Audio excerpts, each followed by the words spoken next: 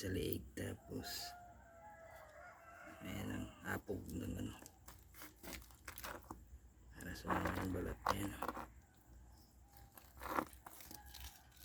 para masama na yan.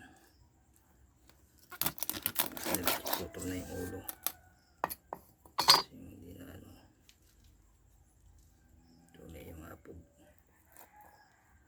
Ayan, fresh pala ka.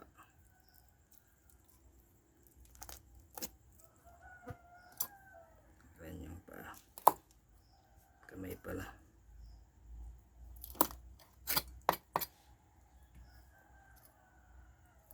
Ganun pa.